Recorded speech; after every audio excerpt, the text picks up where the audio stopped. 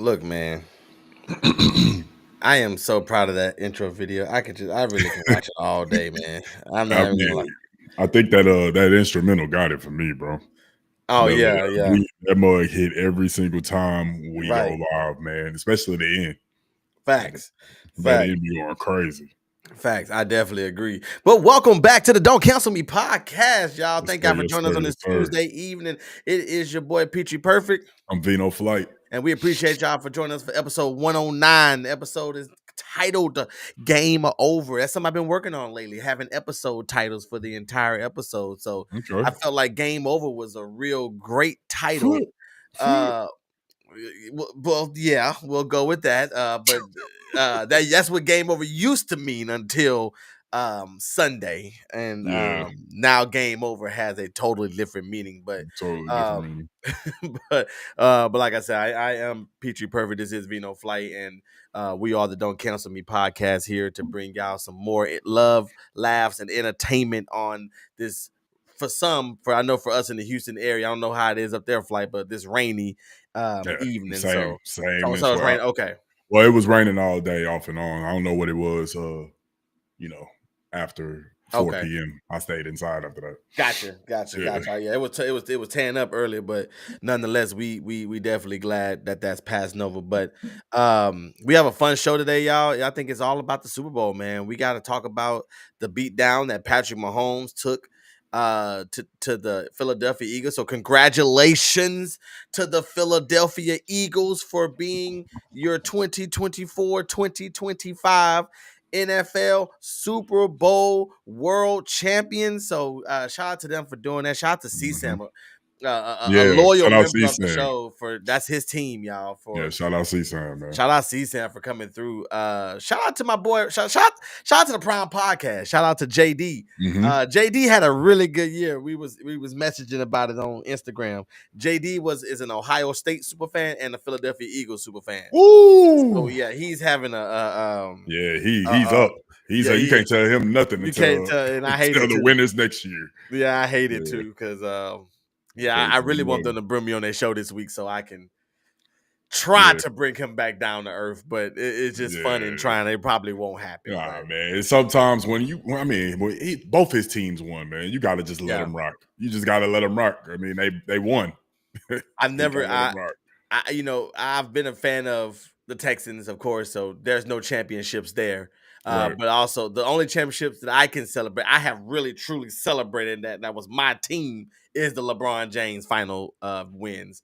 So that's all I've really celebrated as a sports super fan And in it the don't hit the last same either. right because it's an individual It's compared to a individual. team. Yeah. Yeah. Yeah. When the Texans win, I mean, we were talking about this at the house. But the Texans win. I agree with D. Brown said this, and I agree with him. I'm probably going to cry. I listen. I probably will cry. I like how you are with the Texans is how I was. I still love the Rockets and I still follow them, but uh but that 2018 run, man. That 2018 run, I was that hurt. That was our finals to win. I'm talking about every game. I'm turned up. Kate looking at me like I'm crazy. Like it's when your team gets that close and loses, Yeah.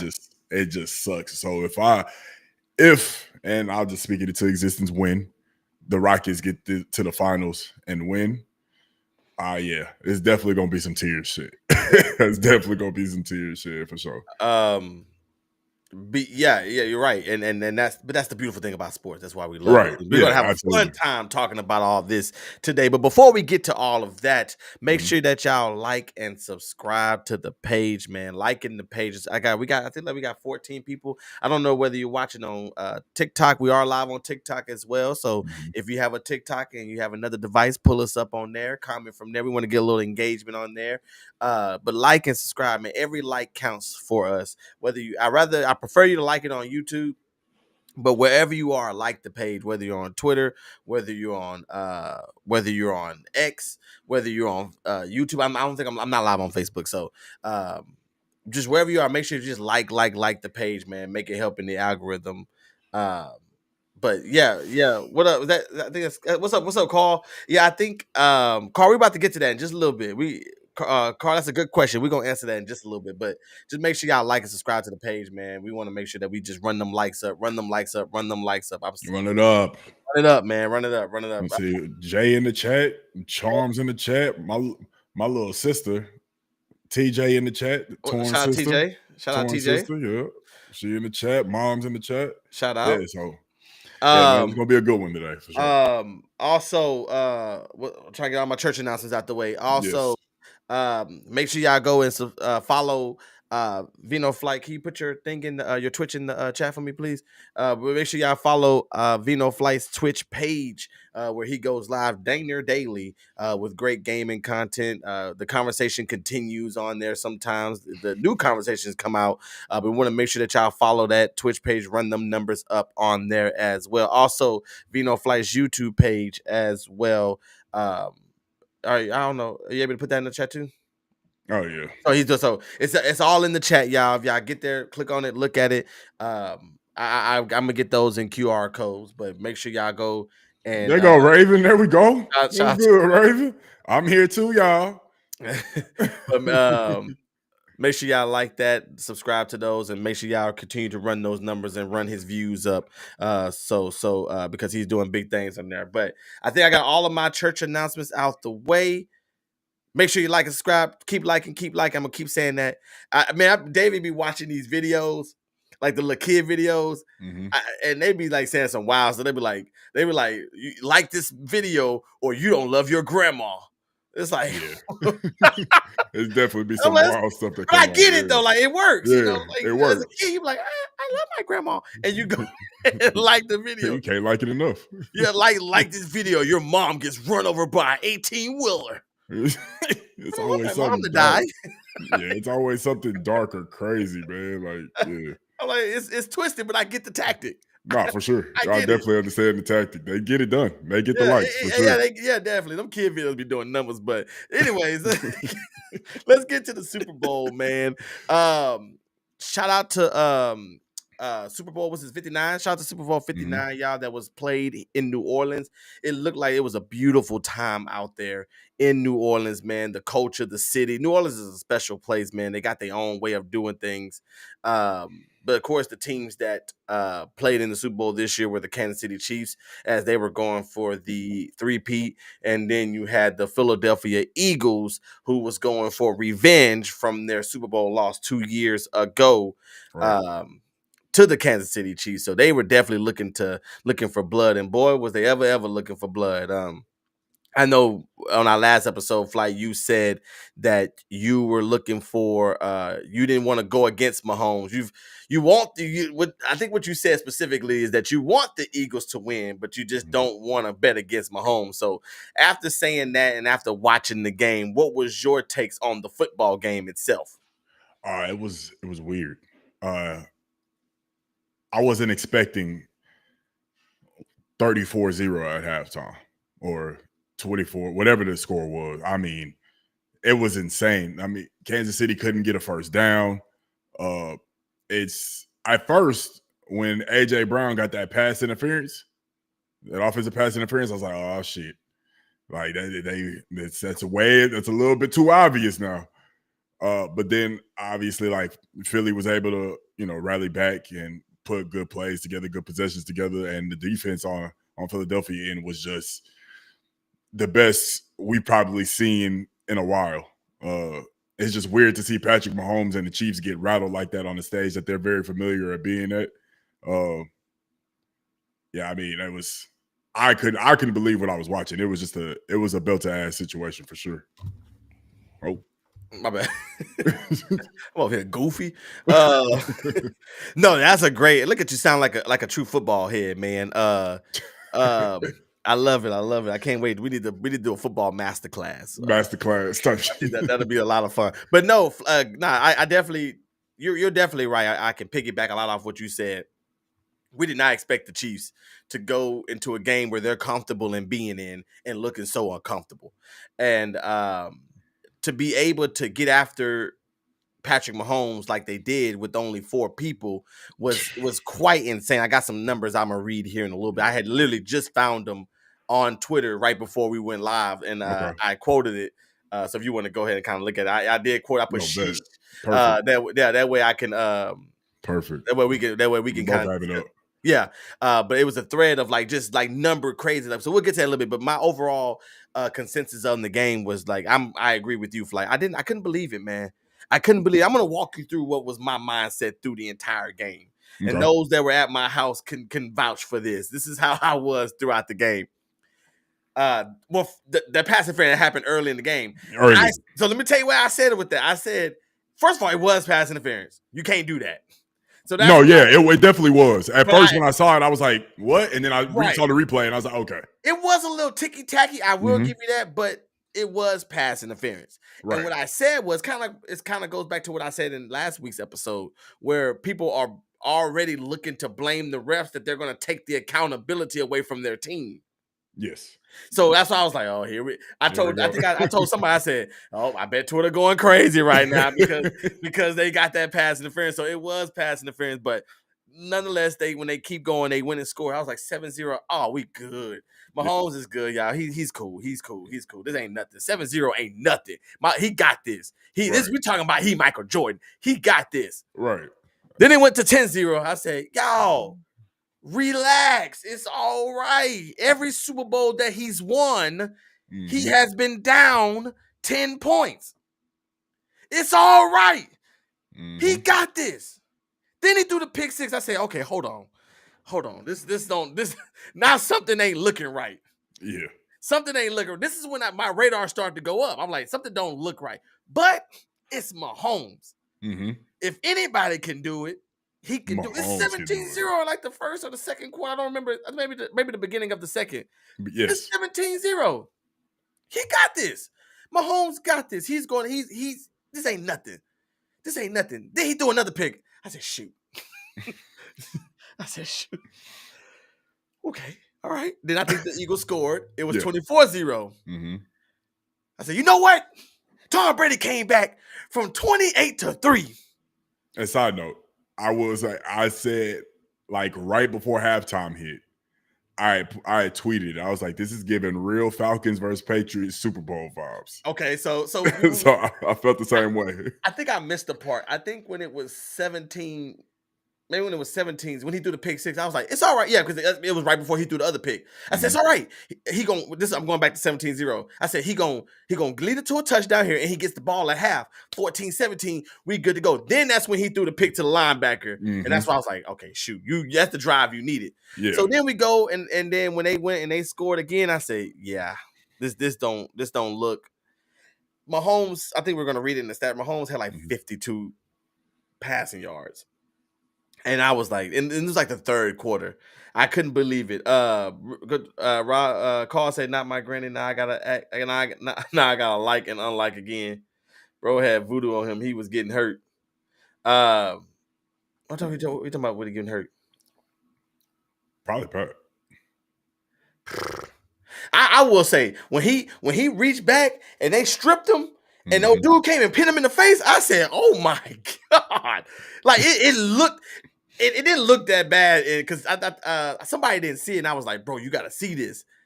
When they were showing it in slow motion, then slow motion's like, but in real life, he was like, it's shit, bang, bang, play. It just looked bad. The heck out of him. And I was like, man, this dude, he's a warrior though, man. Patrick Mahomes is a warrior. He stood in there and he fought. And they came up short in this game. That D line was horrendous. People say, "Oh, that was a boring game." It wasn't that boring to me because the level that the Philadelphia Eagles dominated the game, I was in tune with that high level playing of football. Yes. That so it wasn't boring to me. It wasn't like it was a Super Bowl that was 16-13. It was 14 turnovers, and it was. To see the performance that the Eagles put on, I take nothing away from the Philadelphia Eagles, but I think the Chiefs. Me and Chaz was talking about. I'm sorry for being long-winded. I was good. Point. The Chiefs. I was telling Chaz about it after when we were sitting down, just talking about the game when everybody left the house, And I was telling her, I said, the Chiefs are a team that normally don't beat themselves. You normally lose more football games than you win.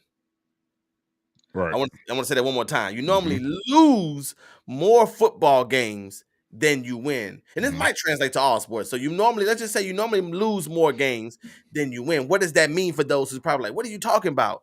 That means you lose games when you throw interceptions. Right. You lose games when you fumble the football. You lose games when you turn the ball over any other way. You lose games when you lining up off sides. You lose games where you pass interference. You lose games where you false starting. You lose games where you dropping the ball. Mhm. You feel what I'm saying? So Mhm. what the thing that Tom Brady's Patriots did and that Kansas City Chiefs were good at doing was not beating themselves. Right. If you're gonna beat us, you're gonna have to beat us. We're not gonna Mhm. help you. Hence why I got frustrated with the Texans. And when they played the Chiefs, why are you throwing your helmet? You're giving them yard. Come on, you got to think. You can't Yeah. add, you can't help them. Right. They don't And need so, it. right. The Eagles did not turn. Well, I think Jalen Hurts had one turnover, but one turnover to three Mhm. is the difference in the game. When they played the first time, the difference in the game was one turnover by Jalen Hurts. Well, the Mhm. Eagles might have won that one too. Yeah, because they lost by 3, right? Yeah, Mhm. that one was a classic. Right.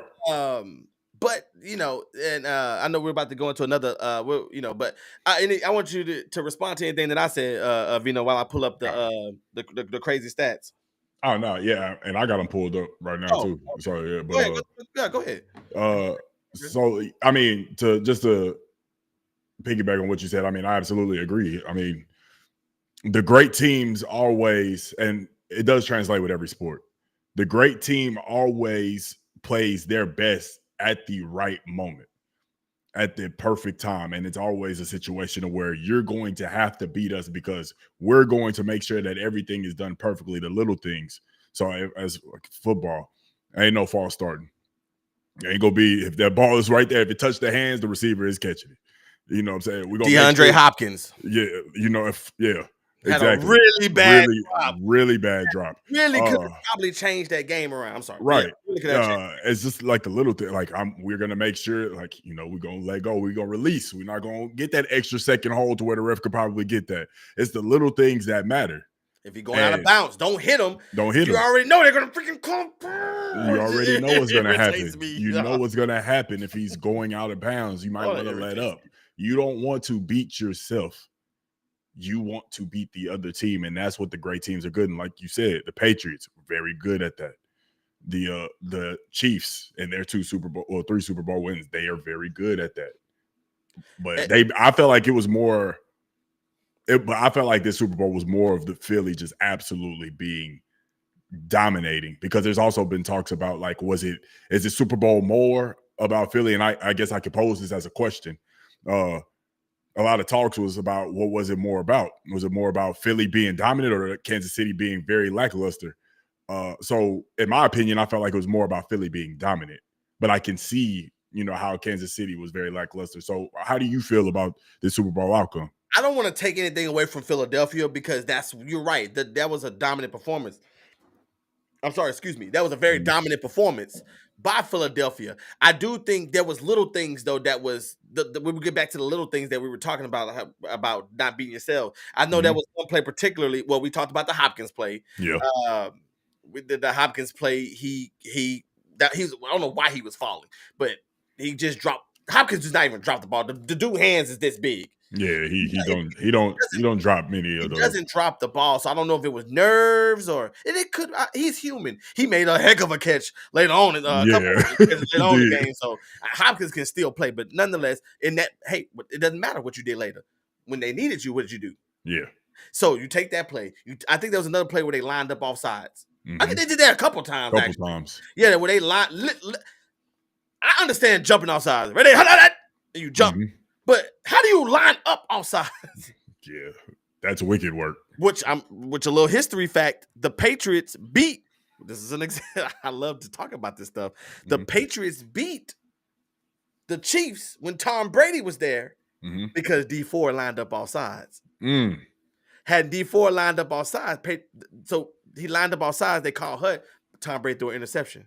It came back because he was lined up off sides. But that interception would have ended the game. Yeah. So that's what I mean by beating yourself and not, but so the Chiefs did all the little things that kind of the result of that. So I'm going to say it's more of the Eagles' dominance that really wrecked the game. I not get to all the nuances of the game and what happened, but that's my take on it. But yeah, what's these crazy numbers that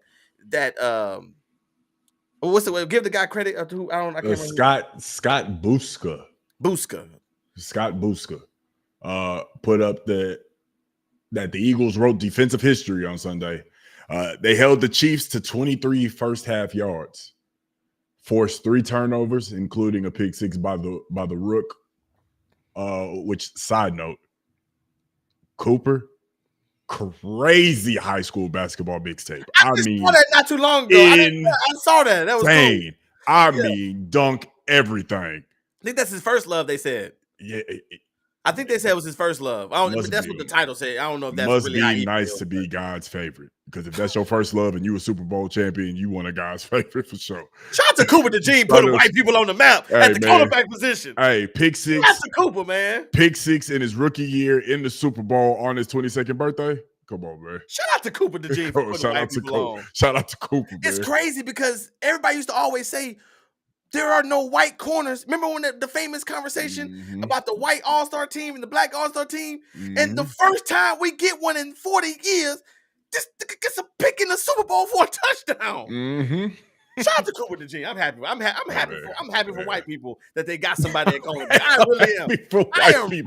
I am legit, because there's some people, not to go off really quick, but this is something that was like, I think somebody made a tweet that said, "Oh, now young white boys can see somebody that looks like them."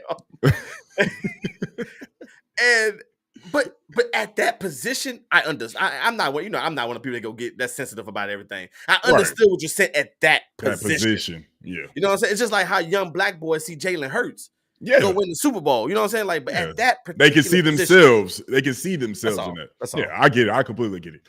Go ahead. Carl said, I think let's put him on the screen. I think Eagles had a rookie that got his first touchdown in the Super Bowl. The wideout, but he didn't score. Did he? He didn't score. They called. They called it back. Well, no. Did he end up getting one? Because no way. AJ got one. AJ so got it was two. Cooper. AJ got 2. He got one. I thought he got one because Devontae got one too. Hurst threw 3 touchdowns. So I know AJ got one and Devontae got one. So maybe I thought the rookie wideout ended up getting one too. But it could have been AJ twice. I know in the beginning he caught the first touchdown, but they called it back. Right. So what? Can somebody look at that for us? Okay, go on. All right, go ahead. My bad. But after so it was 23 total yards in the first half, 1 first down before halftime, 3 turnovers forced, 6 sacks, and a 47% pressure rate, 16 pressures without a single blitz. They didn't blitz that man once. I think he's the 6th quarterback in Super Bowl history to not be blitzed. That's insane, man. Let me. I want to explain something to somebody really quick, to the chat and to the people that's watching at home. The Chiefs did not cross the 50-yard line until the 4th quarter. That's crazy, dog. That's insane. They did not cross midfield. Insane, bro. 23 yards and a half is absolutely insane for a quarterback who has thrown 5,000 yards in a season. That's crazy. That is, what an effort, what a domination by the Philadelphia Eagles to only have to rush 4. For those who are not the biggest football fans, let me explain how this works. It's a numbers game. You have 5 offensive linemen. They're rushing 4. How they're not able to block 4 with 5 still just bewilders me. I don't even know what that word mean, y'all. I'm channeling my white side right now. Bewilders me how they're not able to block 4 people with 5 people. And then they're talking about they should have brought somebody in to chip block. You have 5 offensive linemen. Going against 4 defensive linemen. So when you don't have to send anyone extra, what does that mean? You have 7 other guys in the backfield that can cover for to 5 receivers. Mm-hmm. So now if you bring somebody else, it's just a numbers game. So that's why he was looking. He had nowhere to go because there's so many people that's covering them on the back end. So that's what, just for those who are not, it's a numbers game. That's the simple version. 5 against 4 and the 4 won. Yeah, which is crazy. Yeah, Cooper, Devontae, and Cooper DeJean scored that. What's it called? But the passes on offense, it was Devontae and AJ. He only threw 2. So it was only 2 touchdowns. It was only 2 touchdowns. Okay. So he had 3 touchdowns total. Yeah, because he scored the first one. Got you. Okay. Thank you. Thank you for clearing that up. Yeah. So Yeah. no, Carl. No, he didn't. The rookie. So Carl, what you think about though? The rookie caught the ball, but then when they looked at it again, he's down at the 1. Mm-hmm. He's down at the 1. Also, one thing I want to bring up, a couple things. Okay. First thing on the Kansas City side, I mean, obviously there wasn't many bright spots on the offensive end, because obviously the Eagles defense was so dominating, but I do want to give props to another rookie, Xavier Worthy. I mean, it's kind of like, but 8 receptions, 157 yards, 2 touchdowns in the Super Bowl. It's kind of like, y'all was getting drugged and you got your touchdowns at the end of the game. But I mean, still quite an impressive showing. Everybody else crying. Not Everybody me. else crying. I did my thing. We lost, but it wasn't my fault. I saw his post. I didn't see that. What is that? It was just a post saying like year 1 is a wrap. Oh, okay. But it was just like him at the Super Bowl. Like, it's not something you would think would be posted, but at the same time, he a rookie. Like, I did all of this. I'm playing with Patrick Mahomes. He said it one more time. It was just like a year. It's a wrap. Yeah, year 1 is a wrap. Okay. It's just funny seeing that after like y'all just lost and got smacked up. But hey, they got smacked up. They got smacked up. Me, 8 receptions, 157 yards, 2 touchdowns in the Super Bowl. How many yards? 157 yards. And if I'm not mistaken, Patrick only threw for 215. 257. Oh, so he got the 250. Yes.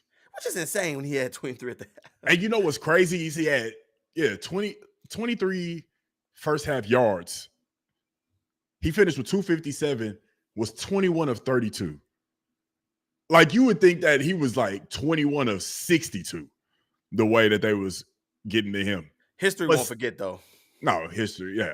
Another thing I want to bring up is the effectiveness of Saquon Barkley. Kansas City did a great job of not allowing Saquon to get going. But I ask you this. Do you think the greatness of Saquon Barkley, do you think that the Chiefs were just so focused on stopping him that they just forgot that the Eagles could do much more than that? Because they've been more so of a run-heavy offense, if I'm not mistaken. You don't really see Jalen dropping back and just dotting people up. He can, but when you have somebody like Saquon Barkley in the backfield and he's getting what he's getting, do you think that the Chiefs were doing a lot of game planning just for Saquon? I think, yes. To answer your question, yes, I do. It goes back to what I said last week, how I was telling you how I feel like if I was the coach, I'm going to take away their best player. Right. Now, if Jalen goes out there and beats me, which he did, but this I'm speaking of when I said last week. If Jalen goes out there and beats me, I'm gonna meet you at midfield. I'm gonna shake your hand. You're a world champion. Hey, good job, man. And go back to the locker room. You got it. You got it. But I'm not letting that guy. I'm not letting you. Yeah, I'm not letting that guy that's been torching all season. I'm not letting you do it. And they did a darn good job. The Chiefs defense didn't do a horrible job. The offense kept putting them in holes. Yeah. So they didn't really do a really bad job. And the defense can only do so much, right? If your offense can't really get going, they can't. Like, it's difficult because they feel even more pressure to get a stop. And if that offense is running down that clock, and they can't get that one stop, I mean, it's tough. And it's also too when it comes down to the defense too, they had like little small errors too. They stopped them. But what happened? Third down, you lined up off sides. You see how you go back to beating yourself? Yeah. You know what I'm saying? Like, that's your opportunity to get off the field. And that way you would have gave Patrick Mahomes another chance. Maybe if Patrick and them had more, maybe if they had more opportunities out there, they probably had more opportunities, is more chances to figure it out. Yeah. You know what I'm saying? And so when you're out there shortchanging your team because you're offsides, because I think Trent McDuffie got a pass in the unnecessary roughness. It was unnecessary roughness. He got a pass interference, didn't he? Nah, because I know because DB needed a pass. DB needed him on prize picks to get a pass interference, and they called unnecessary roughness. That's So what. yeah, Okay, so that's how I know for sure he got didn't you. get it. But it was an unnecessary roughness, Mhm. which I think that I could be wrong, but I believe that was a third down as well. So it's Gotcha. just stuff like that that Gotcha. keeps the drives going, that keeps the momentum on their side, which Mhm. ends up getting to then you take that on the turnovers and blah blah blah. Yeah, so Uh, it was bad. It was I bad, mean, Saquon Barkley finished 25 carries for 57 yards, which is really good. He ran which the is ball 25 times and only got 25 50 times. yards. Yeah, bro, 2 yards a carry. I mean, they did their job. Yeah, They did their job. But once again, Philly was just super. I mean, that's the story of the game, right? It's just Eagles defense.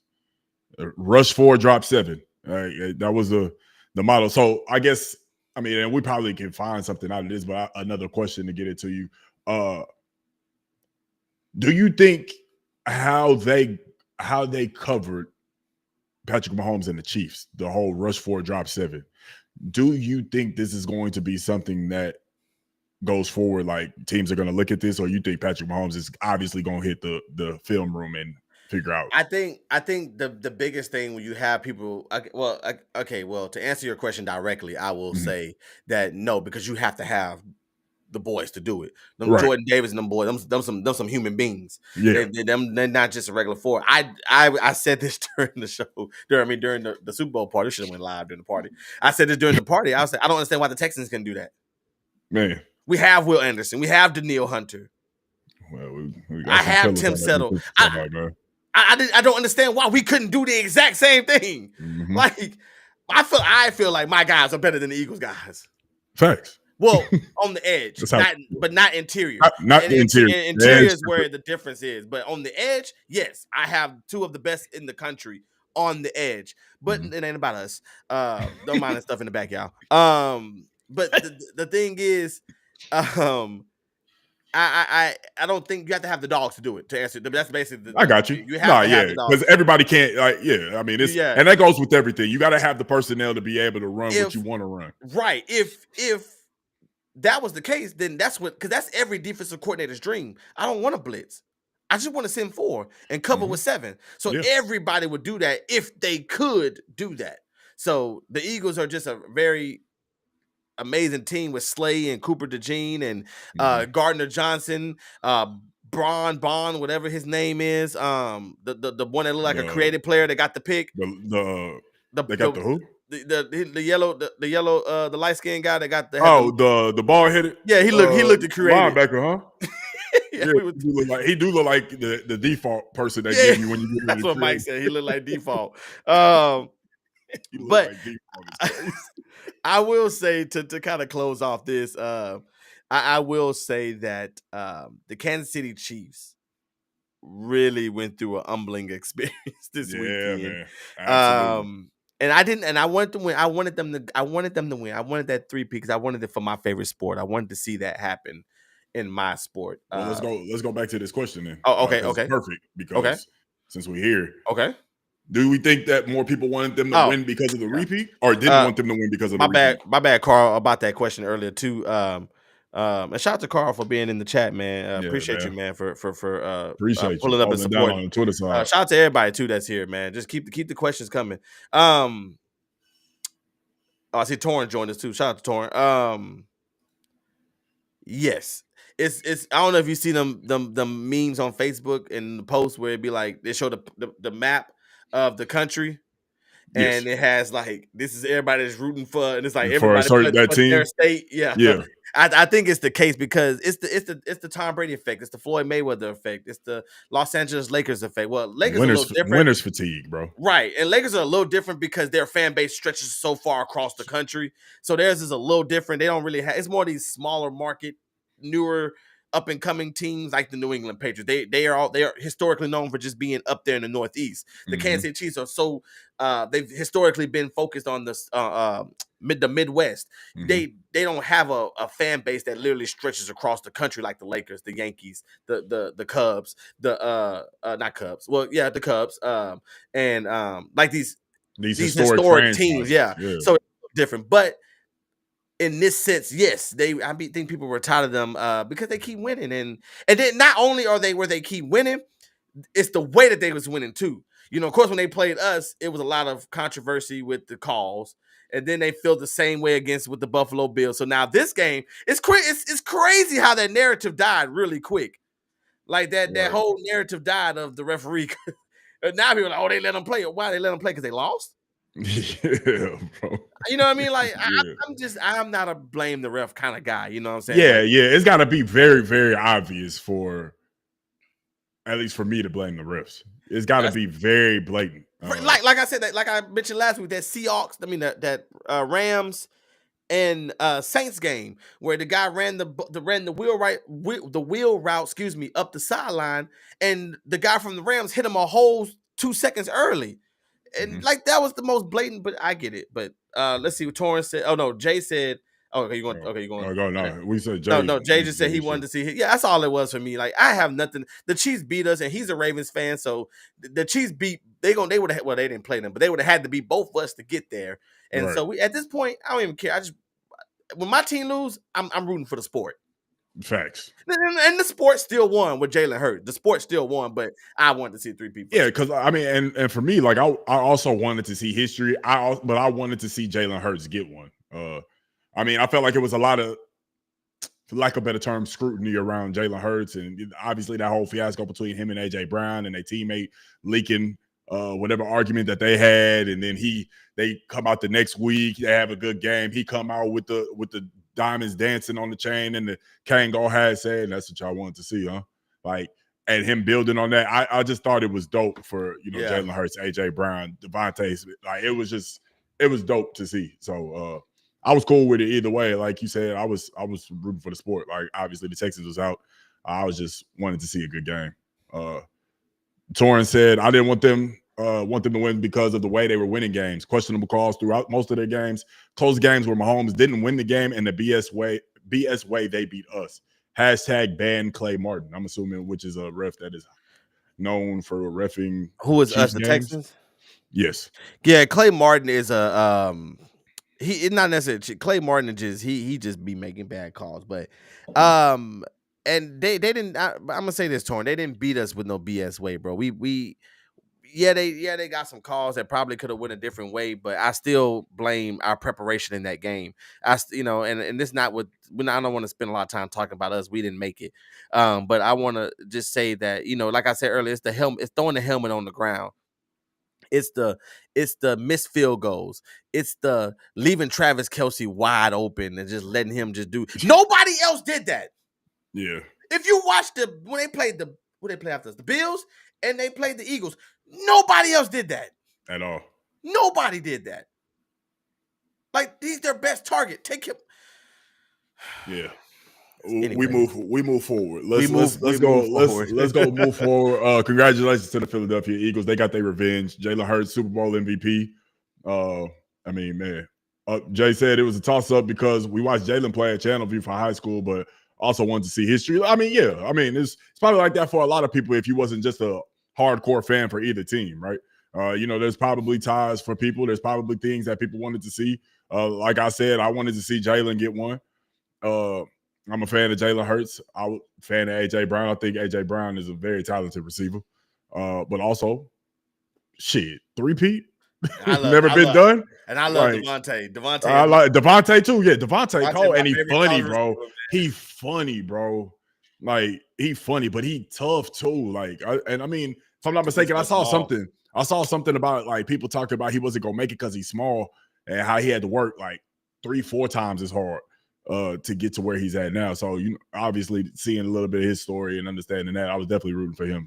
I'll add this on too. Devontae Smith is the first Alabama player drafted to score a touchdown in the Super Bowl. Devontae Smith is one of, I can't remember how many people to have won a Heisman Trophy, a national championship, and a Super Bowl championship as well. Woo! So shout out to Devontae Tough Smith. Resume. Man. Tough resume. Shout out to Devontae Smith, man.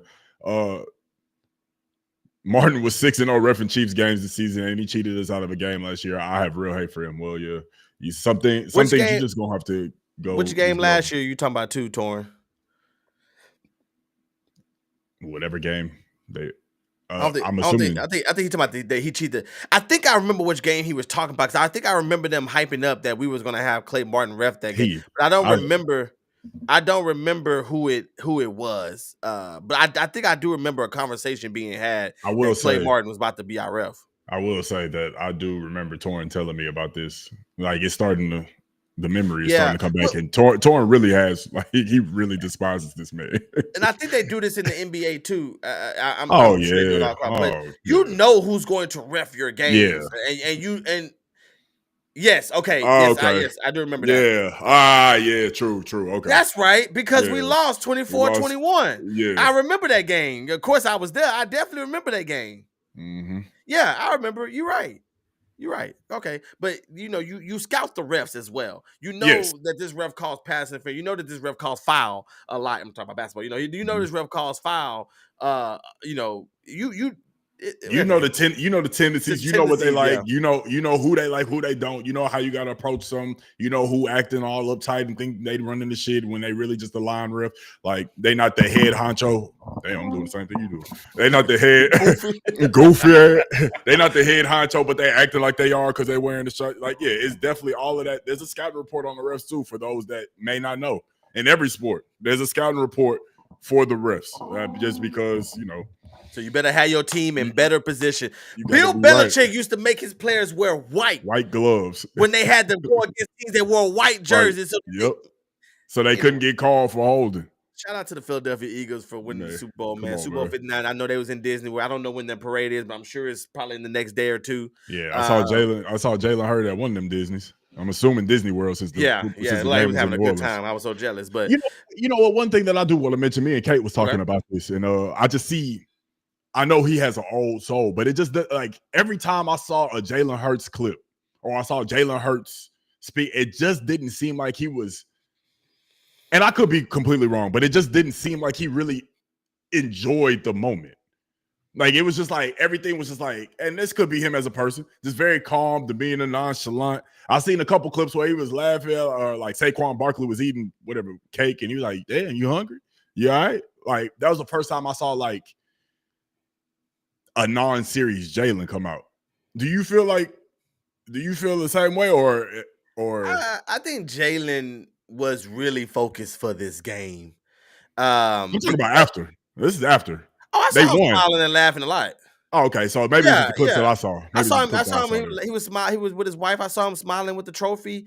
I mean, not everybody, people just some people just cool. You know what I'm saying? Jalen, he a cute I feel dog. that. And, he just cool. He is a cool. He's an old cool soul from the looks Yeah, of it, for and sure. this is yes, it's the Super Bowl, but he also played at the University of Alabama. True. So you know what I'm saying? Like it's, I mean, he played at two schools with but he won story national franchise. championships He at won with Alabama. Yeah. Alabama. Yeah, absolutely. So So it's I get it. No, I get it. I just thought it was just like, damn, man, the Super Bowl. Like, there's no way I'm turned up.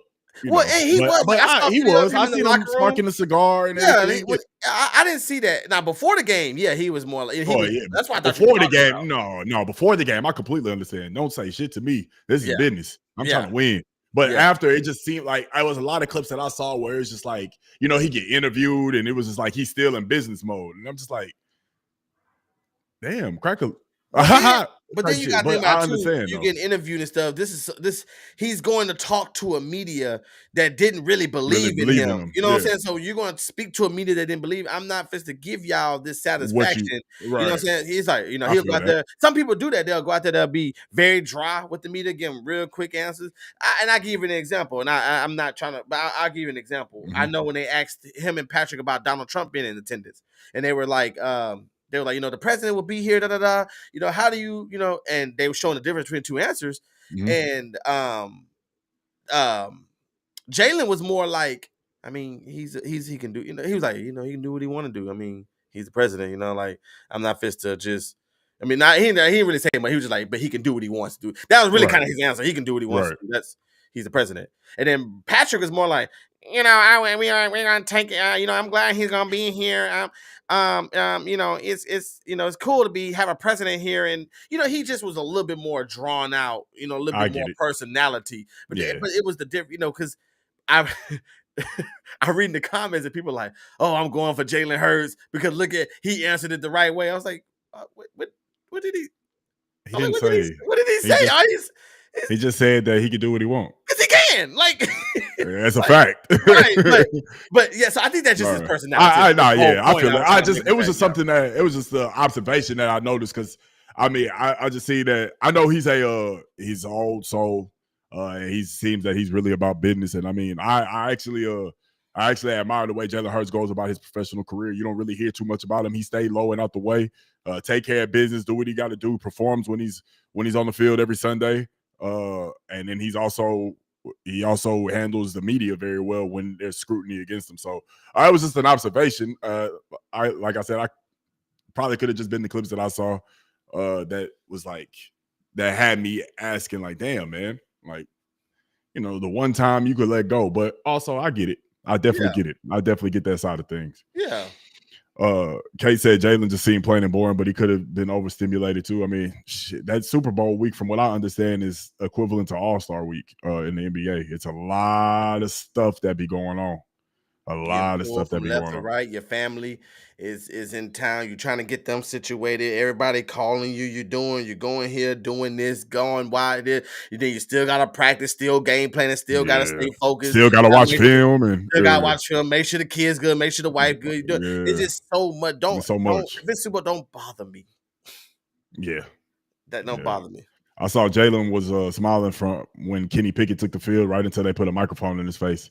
I think he just had really good media training. I mean, yeah, and also I he think probably don't like the media either. Nick Saban Nick Saban. I And think he puts them through a class. no, yeah, everybody at the University of Alabama on the football side, at least when he was there. I don't know if they continued it, but they definitely went through a class to learn how to be able to act in media or in front of media. The questions about the president show the difference between someone who didn't vote for Trump and someone whose wife parades about being a Trump supporter, and also who's the face of the league too. That's a Patrick Yeah, Mahomes anthem. it's just like it's the answer. You're answering the question. Like I said, I don't think neither one of them answered the question wrong. Nah, You know what I'm saying? Like that's the point that I was making. It's just the style that they answered the question. They didn't answer the it's two question different wrong. personalities. Right. I mean, Yeah, because who you voted for is who you voted for. right. But the thing is too with Jalen, he just so like he was just like it's, I mean he can do what he want to do. Facts. I'm cool with it. He ain't bothering me. He ain't coming down here messing with me on this Right. football field. You know what I'm saying? Yeah. But that's just they neither one of them answered the question wrong though. Pat is the face of the NFL. He has to answer the questions the correct way. Jalen And that, don't. and that's where I was kind of this is the Mhm. one I was really responding to because I Yeah, was saying neither one of them answered the question wrong. yeah. They Pat just got to answered do a lot more as the face of the NFL, though. right. And but even if he wasn't the face, Is it? I mean, it's just once again, it's just fans or just people looking on social media, just when he was trying to walking do something. when Trump was walking, Chris Jones went out there and shook his hands. To some people, Mhm, it's just the fact that it's the United States president mhm, that, you know what I'm saying? Like, no matter mhm, who it is, it could have been Bush, it could be anybody. It's just that the fact that it's a president and how cool is it to shake the hand of a president just for the heck of it. So Chris mhm. Jones, I saw that. I mean, it is what it is. And Yeah, hey, it's like I said, it's just the difference in personalities.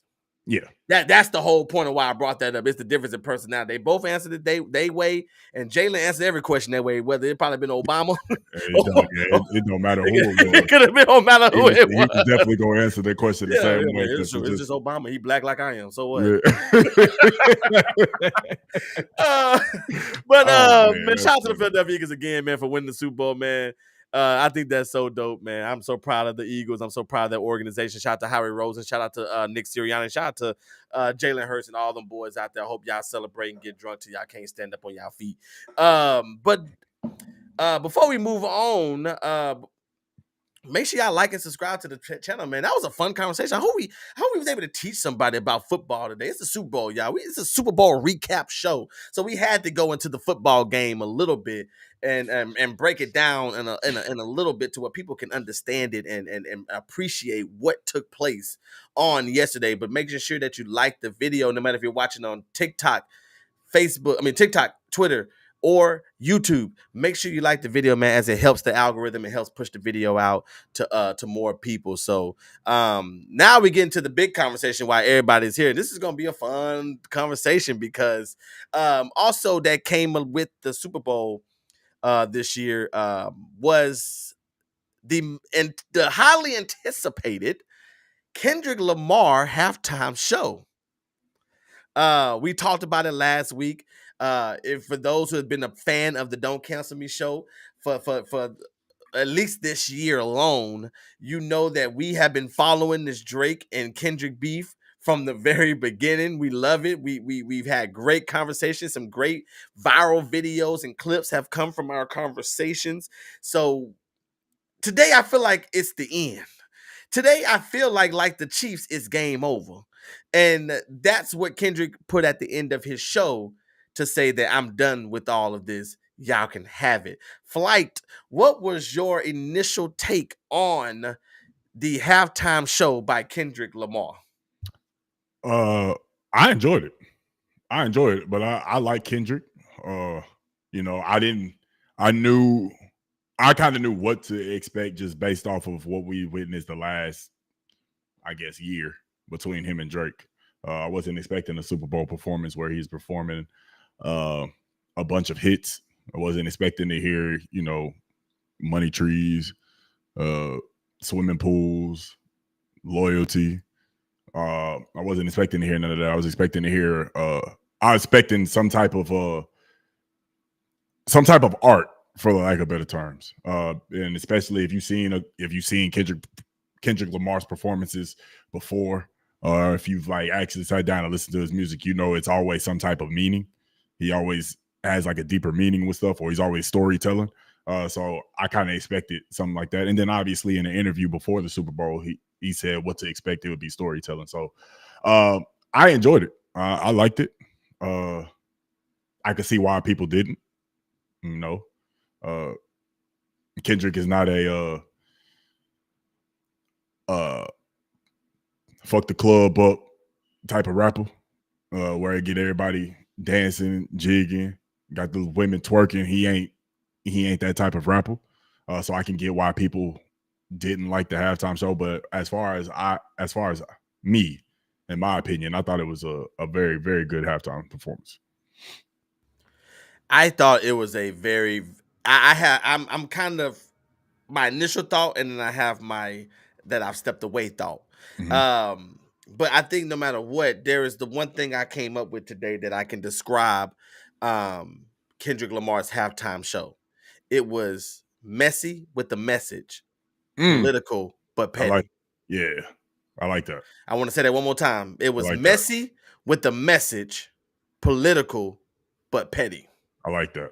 That's what his halftime show was. So when Mhm. I first seen it, of course, everybody in the house is lit. We actually kind of did it big over here. We turned all the lights off, and Oh, we was y'all just was like, at the show. Y'all yeah, was at the Super Bowl yourself. we was at the show, and we really enjoyed doing it like that. But what I will say is that I've had some time to decompress from the hype, Mhm. and so I thought the show was great. I thought Kendrick Lamar put on a really, really, really good show. And this has come from someone, like I said, if you've been a fan of the show, you know I'm not the biggest Kendrick supporter. You Mhm. know, I believe I'm still Team Drake in this, even though even Yeah. though it's a defeat. I feel like I am still going to represent Team Drake, and I'm going to get to that in a little bit. But it's just sticking to Kendrick right now. I do think he put on a great show. I was a little worried because I'm like, okay, he got songs, but do he got songs? You know what I mean? Like, do he got songs that's going? And I'm not necessarily saying booty popping, twerking like that because Dr. Dre and them didn't have that, and they put on one of the best halftime shows we've ever seen with him and Snoop and 50 Cent and all of them. That was a dope show that they did in SoFi Stadium a couple years ago. So I wouldn't necessarily say booty and all that stuff, but I just I just didn't know what Kendrick was going to put together. And I thought, you know, the symbolism, we've seen a lot of the stuff. So we can go into coming a little bit of the symbolism. We had I think Maurice pointed it out at the house first. He said, bro, look at his chain. You know, it was a lowercase a. We had I noticed the flag, you know, we always. I don't jump ship. I don't jump ship. My loyalty is will always be tested in the time of what's the word I'm looking for? In the time of what's the word I'm looking for? It starts with an A. I can't think of it. Shut up, Raven. You threw me off. Adversity. Thank you. Time of adversity. And the Texas and Drake is going through adversity. But listen, the US flag with the guys. Mhm. But my favorite thing that he did, I will say, is the Uncle Sam. I thought Samuel Jackson as Mhm. Uncle Sam was straight brilliance. Mhm. And I give him so much credit for that. He really did put together a great show with a great message. Mhm. But like I said, this is now I'm had time to think about it. So now let's really get into the conversation. Mhm. I want to stick to just the message right now, and I do think the message was dope. The message was good. It was Black history. It's going to be one of those things where it's like, oh, he's for us. But I know I've said this before. It's like, how do you get Black people on your side? Hmm. How do you get Black people on your side? How? All you have to do is go in there and mention the fight, Mhm. mention the racism. You have never probably experienced racism day in your life, but Mhm. we're gonna go with the struggle, we're gonna go with the fight, we're gonna go a bit about being oppressed, and that's the message that he was giving out. Of course, with the president being there, of course, with the NFL having, I think this Super Bowl made a record 133 Mhm. million, 133.5 million viewers watched this Super Bowl. Mhm. So it's just like people want to be like, well, did you see the message? And did it die? And but you don't like it because it went over your head. Why, when somebody don't agree with you, it's just that you It's gotta be stupid. that's one thing I don't understand. It's like, yo, it's my opinion. It's not meant for everybody to agree with. That's the beauty of having an opinion.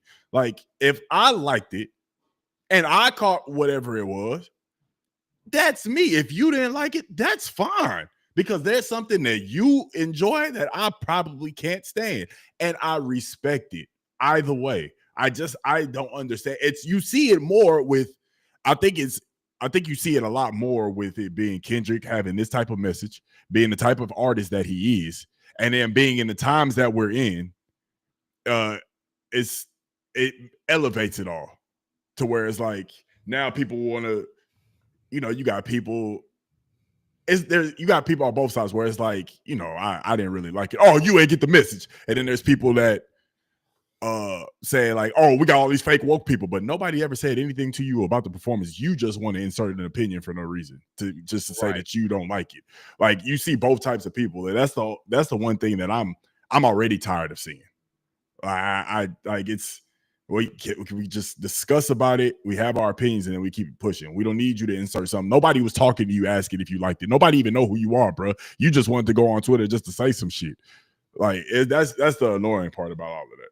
Well, Carl, could we put Carl? Yeah, yes. That's a Number three. great And comment. when you don't agree, oh, you aren't a real fan. You have to be on a different level of understanding. Facts, And facts. and so thank you for that. And it makes me, but it brings you to, that's what we do as Black people, because if I don't agree with everything that you're saying, you're a sellout, you're a coon, you don't understand, that it's so many things, because I said, listen, I hear what you're saying, but can we look at it from this perspective as well? That's what the conversation is about. Can we look at it? So let's talk about different perspectives right now. So you want me to give Kendrick Lamar a lot of credit for getting on a stage with nothing but Black people and Black men talking about the USA and being oppressed and being loud and being ghetto, while you're doing a song disrespecting another Black man and tearing down another Black guy in the same, like, we want to talk about perspective. You know what I'm saying? And I didn't even think about that till just right now. Like, if we want to talk, and I'm not necessarily saying that. Well, yes, I am. I'm gonna stand on that, because although I love it, I think "Not Like Us" is a great song. It's a beef. I get it, but don't sit here and preach to me about looking out for one another and being oppressed, and Black people don't have this when you have someone. And I think Boosie said something that really stuck out to me about Drake. Boosie said all these features that Drake has done for people, and nobody is coming out because I feel like nobody wants to insert themselves into this beef. Because people be like, well, if nobody's coming out, that should tell you a lot about Drake. I don't think so. I think people don't want to insert themselves into this beef. Because it has nothing to do with them. It has nothing to do with them, and plus Kendrick cold in the mug. Exactly. So as we can see, he's a real life villain. Real So life. I don't think people want to insert. That's why I think about the little babies, the 21 Savage. Who else that I can feel like with Drizzy? 2 Chainz. 2 Chainz. Like they've all been relatively really quiet during this whole thing when Drake has done nothing but put a lot of them on. So that's what I mean about you can't sit here and because you got messages, you got the flag, you got let me see some of the subliminals I seen. You got Samuel Jackson saying you're too loud, you're too ghetto, and then Kendrick, you got something else, and then he slowed it up, and he was like, "Oh, I want to play their favorite song, but I know they like to sue," and it's just like you teased it.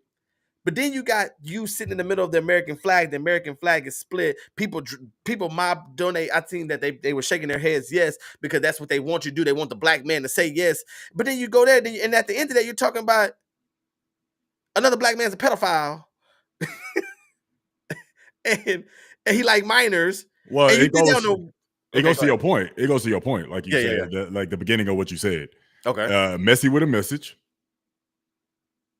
and Political and petty. You're right. Because you right. can. I mean, two things can be true. You know what I'm saying? So my favorite saying.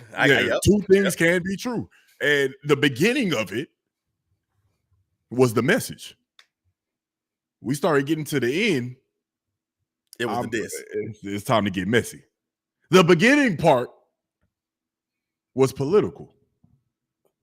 The end, it's time to get petty. But it's still a sense of hypocrisy. And I mean, and I understand where you're coming from. I understand. In a sense, a level of hypocrisy. In a sense, it's a level of hypocrisy, but at the same time, it's definitely, it needs to go viral because that is the perfect. I can't stress it enough. Messy with a message, political and petty is the perfect way to describe that halftime performance. Absolutely, because I mean it was a very strong message, but also we know it's like Kendrick said, "Let me say I'm your biggest hater." He hates him. The way that he walked, the way that he talked, the way that he dressed. I hate the way that you sneak this. And he said when he catch fights, he's gonna be direct, which he's doing. So he had to go ahead and obviously finish off this whole beef. Like it was on top of Not Like Us winning 5 Grammys. Like you kind of obligated to do such. But also he knows the platform that he has. He knows the amount of people that is going to watch this.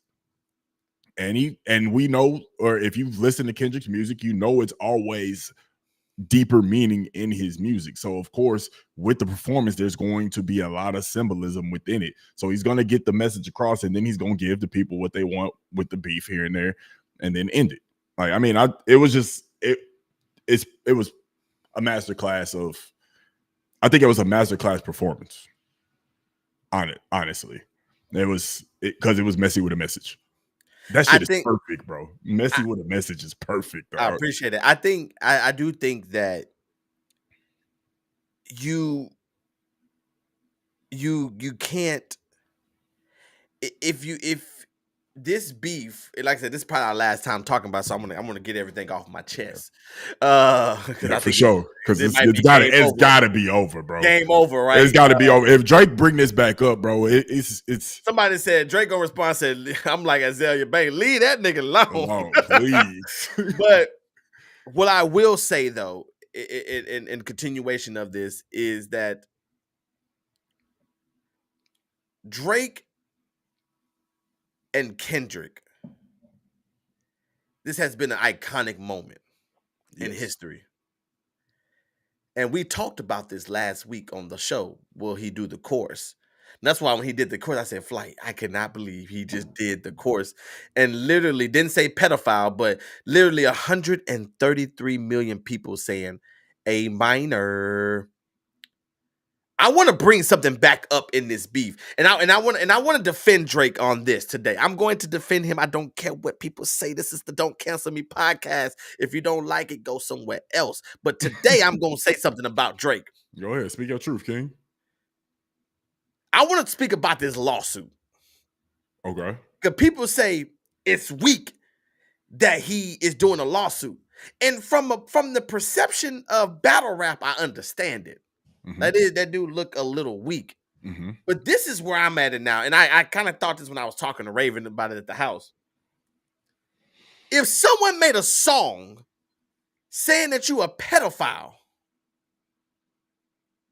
okay, that is a felony. You go to jail. That's defamation of character. That is the definition of defamation of character. Right. You wouldn't just let someone say that about you. And I think we forget Kendrick already lied in this beef once. Where's this daughter? Where is this daughter? That just suddenly got swept under the rug when he made a 5-time Grammy winning song. I mean, will 5-time Grammy winning songs do that? Yeah, thank you. It does that. I mean, because I remember that whole thing. I remember that whole thing. Well, we was talking about it. We was talking about it. We did a whole review because we said if that's true, that's a bad look.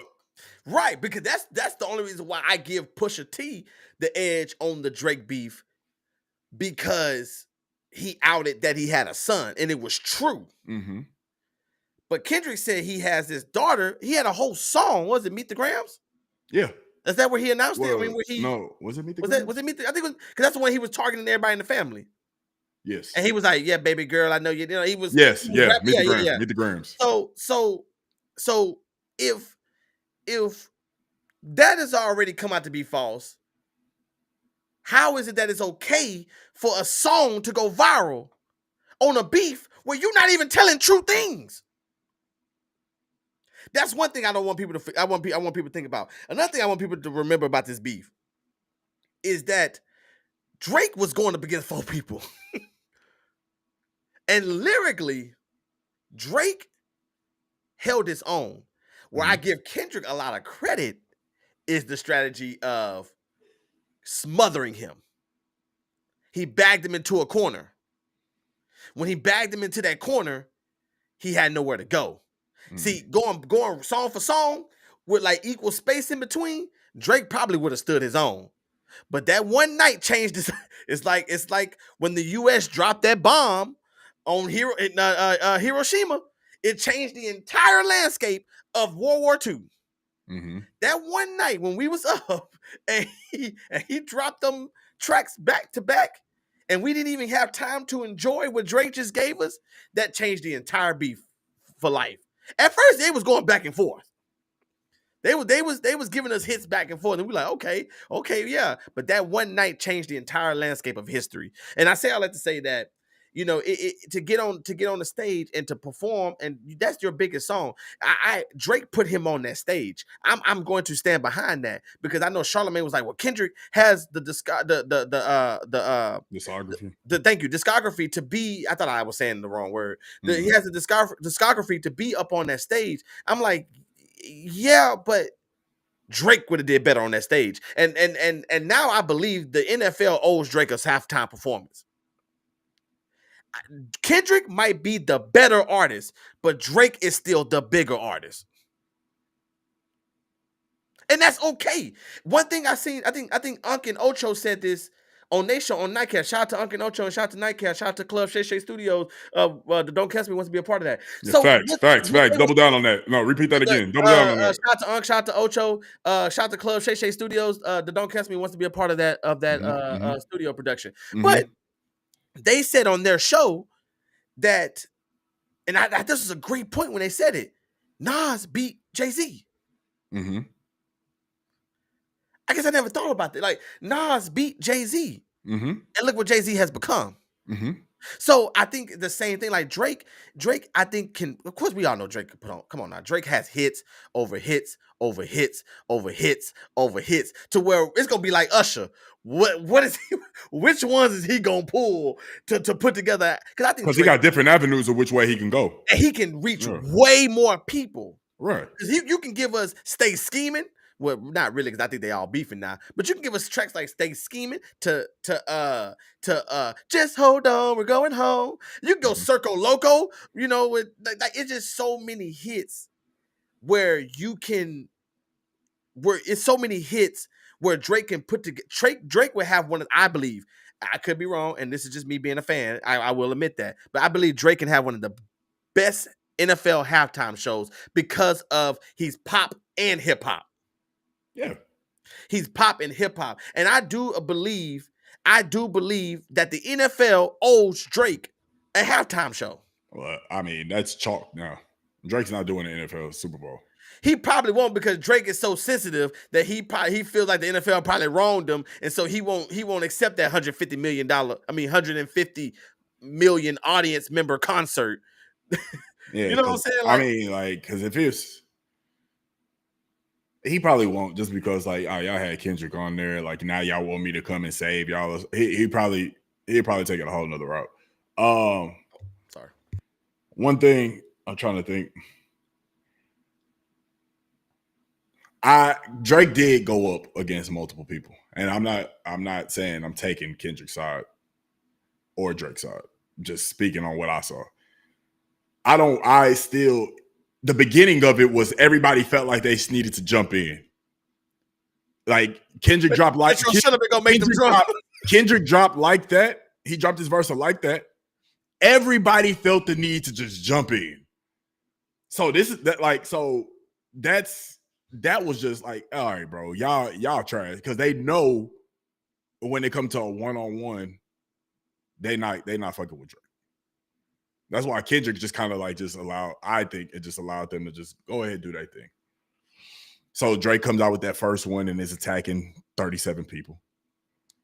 And then I think Kendrick comes out with Drake come out with the AI joint that was going at Kendrick, because he was basically saying, well, Kendrick, you need to do something. You got to fight back. Then Kendrick drops. And then when I think that's what really started the one-on-one, is when Drake directed it. Hey, you got to do something. You need to come out. And you got AI voices of Snoop and Tupac. That's disrespectful. That's what, like, so I don't really see that Drake was battling everybody else during the Kendrick one. He initiated that Kendrick beef, and it was just one-on-one. It wasn't like he initiated it, then Rick Ross and Future and Metro and everybody started jumping in. No, that was Drake initiated it with that song, and then it became Kendrick Drake, like head to head. That's just how I looked at it. Now, I do understand your point that he was battling multiple people, but I just think that, that was before Drake dropped that AI song. I do agree with your point on the Super Bowl. He is the bigger artist, and I think that's why a lot of people don't like Kendrick's Super Bowl performance, because when you look at a Super Bowl performance, you think about all these other halftime performers. How many of them are conscious rappers that are going to come with a message? And how many of them are something that's going to make you get up, dance? You're going to be entertained. That's what people wanted to see. That's why Drake will be the better. Drake is a better artist for the Super Bowl. Now, once again, I still think Kendrick kept, at least I'll speak for myself, kept me entertained with the halftime performance, with the message. Me too. Yeah. It was entertaining. Yeah, it was entertaining, and also I enjoy Kendrick Lamar's music as well. But I also believe that Super Bowl performances are meant for artists that like entertain, is going to get the crowd like moving and grooving during that time period of lull when we just watch an exciting first half and getting us ready for the second half. You know what I'm saying? Like, a lot of people aren't going to want to see a message in between the football game. I think that's the main thing why people didn't like it. And I think that's why Drake will be a better artists, Drake, Chris Brown. That's why Usher was great. That's why Rihanna was great. Like, it's hits that get you up there. That's why the West Coast one was great, because it was nothing but hits that got people up and moving. It wasn't no, like, Kendrick came with a message, and obviously it was during a beef with one of the biggest artists of all time. But it was a message, and I think people didn't really want to see that. They wanted to be entertained. They didn't want to see any stories. Well, you got to think about it too. You got to think about the crowd too. That's what it's 133 million people. So we're not talking about an HBCU event where it can be, you know what I'm saying? Like it's and I guess Kate, I'm kind of about to go there, but it's the crowd too. Like this crowd doesn't know a lot of these hits, but they know, which brings us. Can you put Kate's up there? They know this one song, and if you listen to the crowd, that's all anybody was waiting for. Everybody, that's what I'm saying. That's what I'm, and but that goes to my point. Nobody wanted to see a storytelling thing. If you a Kendrick Lamar fan or you just a fan of hip hop, you enjoyed it. But if you want to be entertained and you want to be turned up and everything, Kendrick may not be your vibe.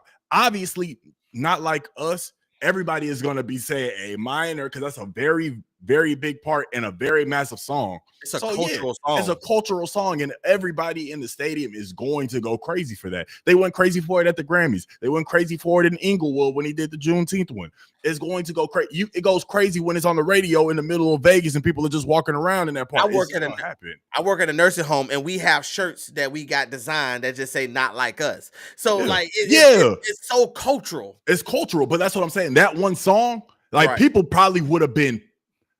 People, once again, Drake got like a lot more fans because Kendrick is authentic. He ain't changing. He gonna do what he do. Like, yeah. So he's for a different cut of people. I assume, just going by based on what people saying. But I think like that's what, if they would have just played Not Like Us and he left, people probably would have been hell yeah.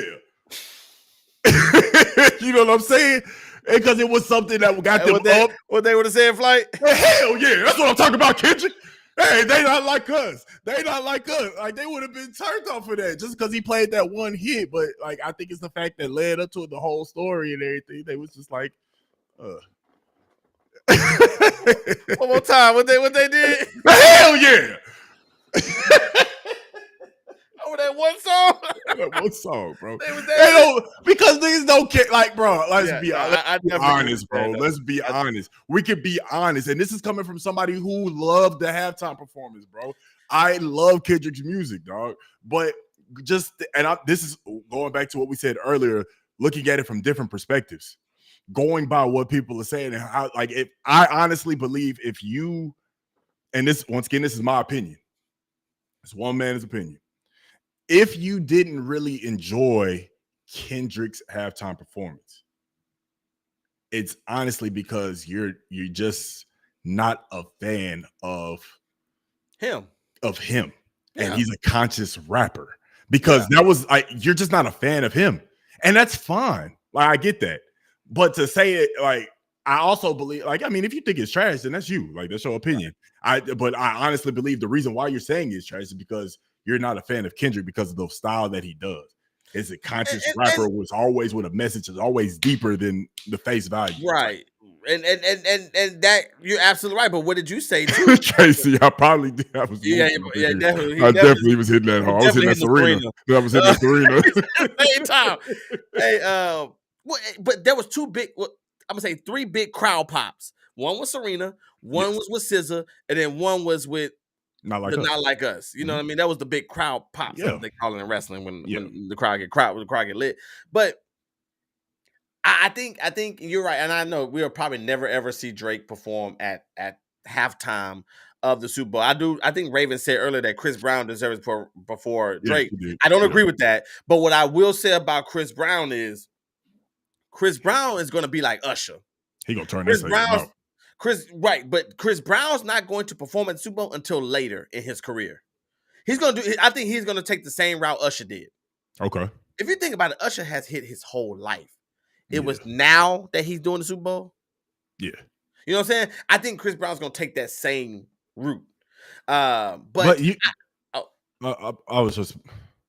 I think. Do you think it has something to do with the amount of Usher we were seeing in social media at the time with the I think it was his residency residency. Yeah, and his residency. everything. Yeah. So, and you're right. And Chris Brown's going to do. Yeah, I'm not. I'm definitely not. I'm definitely not. I don't disagree with you, Raven. That I think Chris Brown will shut it down. I just don't think he's going to get it within the next 7 to 8 years. I think that is going to come down later for him.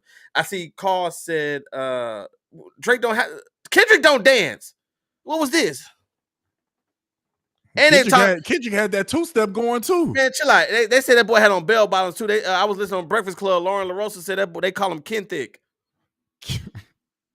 I was cracking up this morning listening to that on the way to work. He had on them bell bottoms. They said. I heard them hoes was selling like hotcakes, boy. Yeah. Rob said, I think you can say K Dot. Excuse me. I guess I put on screen. I got it. I think you can say K-Dot had an entertaining halftime show because of the message and choreography, but his actual performance was boring. I think that's what some are saying without saying it, if that makes sense. I get it. I get what you're saying, and I think I get what you're saying. I understand what you're saying, and that's not what people saying. People just don't like Kendrick. They don't listen to Kendrick. They don't think Kendrick. They don't. The people that don't like that performance, they don't like Kendrick. That's it. Like nothing about that performance moved them. I mean, it was an entertaining one. I was entertained all the way through. I'm not expecting Kendrick to have to be out here doing Chris Brown moves. That's not Kendrick Lamar. But I'm not I'm not expecting him to hit any of that. Can I say something real quick too, Flight? Go ahead. When has everybody been happy about the halftime show? Yeah, I saw Usher put on one of the greatest performances I have ever seen. I saw Bruno Mars and Beyonce go head to head in a dance battle, but people was mad because Coldplay wasn't on screen no more. Exactly. This is something I noticed this too. Like people are just not going to be happy. You can't please everybody. Somebody is always going to be upset. Next year, you niggas getting Luke Bryan. I'm telling you right now. Oh, it's got to happen. It's bound to happen. It's probably gonna be Luke Bryan, Teddy Swims, or Tennessee Whiskey. It's gonna Chris Stapleton. It ain't gonna be Kendrick unless. I would be very surprised if it's another hip hop R&B artist next year. I know people are gonna say, "Oh, Jay-Z is over it." So no, I get that, but Jay-Z can't just keep putting black folks up there and think that these other genres of music ain't gonna have something to say. So I can see another Cole. You see Travis Scott trying to get to it again? He gonna be like, I don't listen to no. I listen to a little Kendrick. I don't listen to no Travis. I will except for Fiend. Travis Scott. I mean, I've been to 2 of his shows. He put on a hell of a show. So he would sit there. Chad, who do y'all now remember, I want to make sure I say this question right as we continue this conversation. I want y'all answers in the chat. Who do y'all feel will be the next halftime performer? Not who y'all want to be the next halftime show. Who do y'all realistically think will be the next halftime show? Billie Eilish, yep. I can see Billie Eilish setting it off. But see, and I want to go back to the. I want to go back. So I'm glad I saw Kate's message, and I want to Kate's comment. Excuse me, and I wanted to go back to something when we were talking about the art, and I'm talking about the subliminals. That's the thing about a rap beef, and that's what we talked about last week. And it's crazy. Raven sent me this when we went off. You know how we were talking about how this is the greatest diss track of all time. I think at this point it has taken over as the greatest diss track of all time. Mm-hmm. When now that it has broken Mike Jack's record at the Super Bowl with 133.5 million people watching, I do now think this is just overkill. But Raven sent me something too. I was crying laughing at. I don't know who. I think Sabrina Carpenter. Or is there really a Sabrina Claudio? Yeah, Claudio. Yeah, the only Sabrina I know is Carpenter. The only one I know is the Teenage Witch. I was going to say that too. And then Ionescu. It's all the Sabrinas I recognize. Oh yeah. I forgot. Yeah, she cold. I lost my train of thought. No, you good. That after all this song has done, then Raven sent me after we went off air yesterday, last week. That did you know the American Heart Association came out and said Yes. that this song is the perfect Perfect. arithmetic beat for CPR compression. So this song can definitely Yeah. uh It can save a this song, life. Dave. I'm sorry, Jake threw me off. I Yeah. definitely got y'all for halftime next Super Bowl. Hey Raven, I turn that mug up. I said Raven, Jay, I turn that mug up. Oops, I meant Carpenter, but there is a Claudio. Her music is Okay. girl. Nobody listen to Sabrina Claudio. Don't you promote her like that on this channel. You will not. Nobody listen to Sabrina Claudio. I don't know why she said that. I don't know why she did that. Kay said she dang sure don't want to see Travis Scott. Torn laughing at Luke Bryan. I'm promise y'all they are not giving y'all another black person. It's gonna be whoever's having. Kendrick has messed it up. It's gonna be whoever's having a big year. Jay-Z had a meeting yesterday. They was like, Jigga, we know. Jigga. Jigga. Is it okay if I call you Jigga? Jigga, we know, like, we know you're looking out for your people, but we want to get some of ours up there. No, yeah. Sabrina. Please don't. Please don't. Keep it there. Yeah, it's gonna be whoever popping in the next year in that genre. It's gonna be Taylor Swift. She makes the most sense. I mean, Travis retires. Taylor Swift does the halftime show. He got to retire first, though. He don't have to, but I do think it'll be better. They gonna be back. She ain't gonna be there. They not gonna have her perform as long as Travis Kelce in the league. Miley Cyrus. I ain't think about Miley. I don't think Miley is that. Miley is big time. But Hannah Montana. Hannah Montana bigger than Miley Cyrus. Yes, because she got Wrecking Ball and whatever she got with Beyonce. I don't want to sell Miley Cyrus short. She got some. She got some. Coming like a wreck. Party in the USA. That's what I said. She got Wrecking Ball. Party in the USA. You didn't sing it, so I didn't. I didn't sing it. She got Party in the USA. She got the song with Beyonce. Miley and Brigger. Yeah. Taylor would do the year after, not next year. The NFL owes Taylor Swift. I'm sorry, I'm going to say it. The NFL freaking owes Taylor Swift, and they owe her a concert in front of 135 million people. I don't know not one Taylor Swift song, but I will be tuned in. I mean, it's going to do numbers. You know what? You know what's crazy? She'll bring out Kendrick. They got songs together. Well, some people thought he was going to do that this year. I will say this too. Next year is Super Bowl 60. That's one of the milestone years too. So look forward to be a very, very, very, very big artist that's going to do the Super Bowl next year. But back to Kendrick and his Super Bowl show.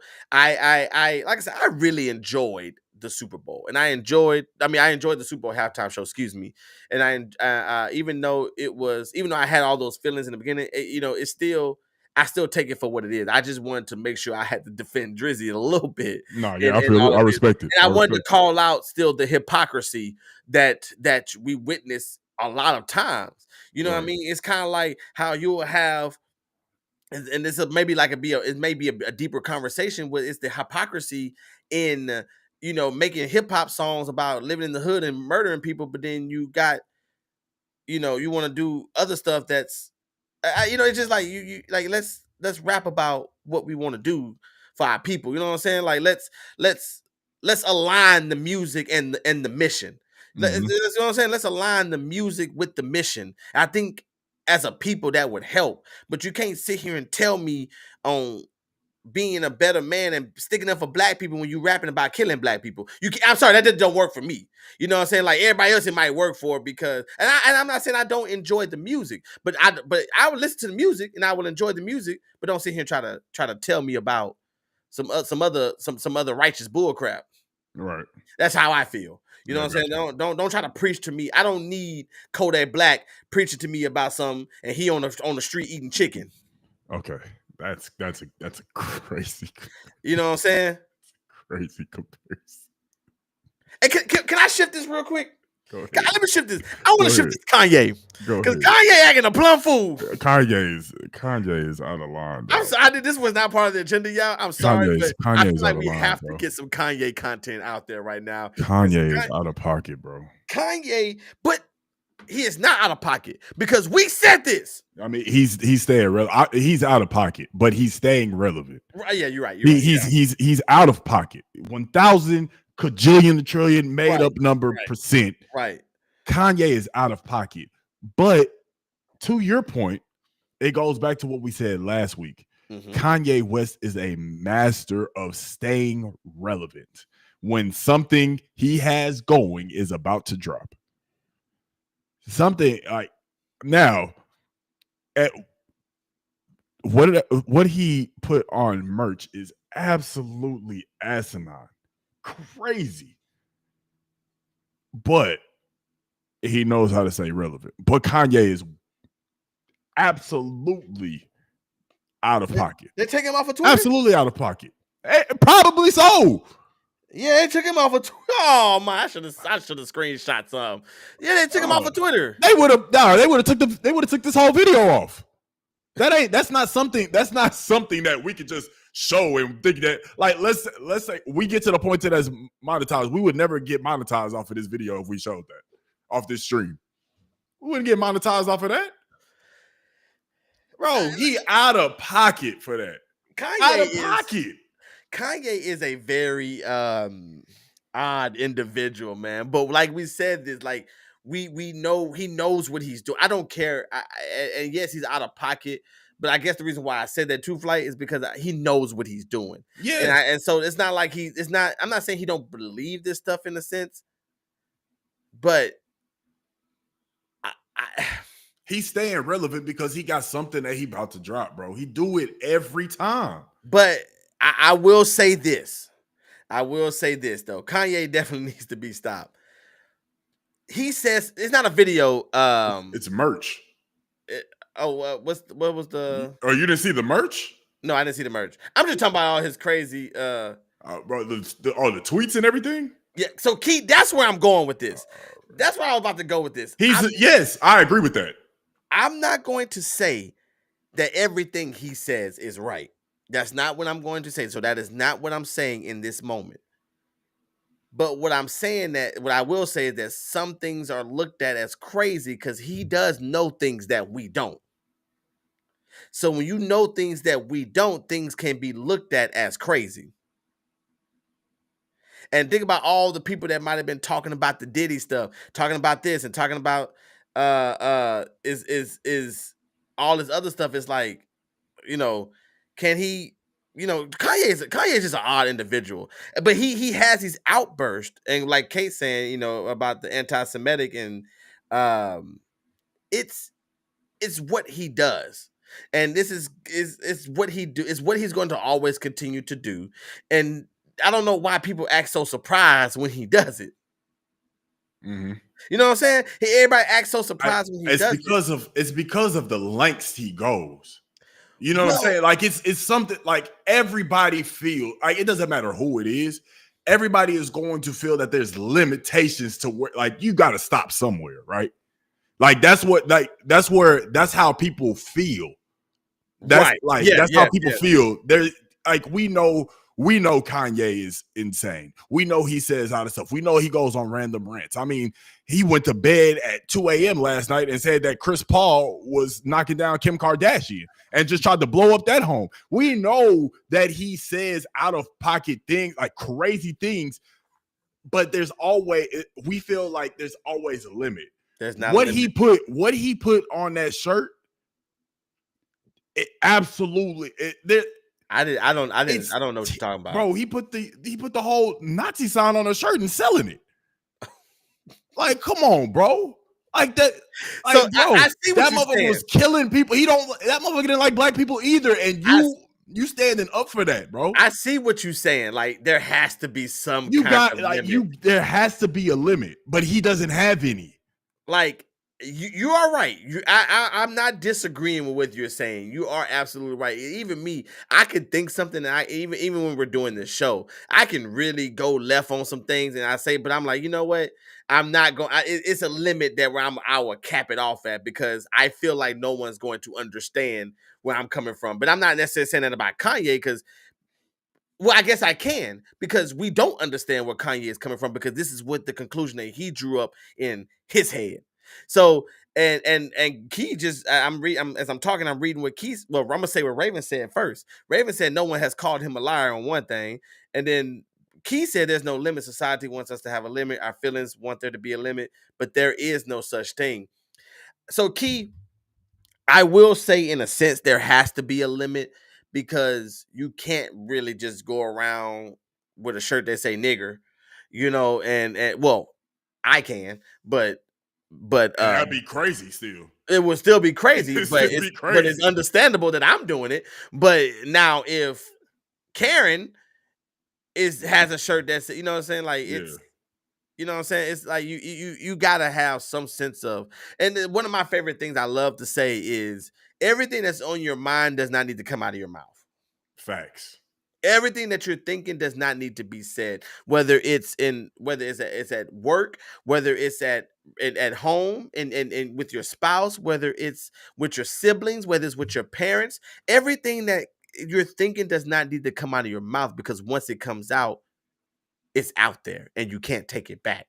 So that's the biggest thing. And that not only goes for verbally speaking, that goes for tweets, that goes for text messages. It just because you're thinking something, that doesn't mean it needs to come out. You know what I'm saying? And Right. I think that goes back to the limit conversation that you were saying. I wish when I brought this conversation up, I wanted to go read some of his tweets to just so people can see how crazy it is. But it gotta be crazy if Elon Musk took you off. Bro, I mean, you putting stuff that's Right, absolutely yeah, symbolizes hate. yeah.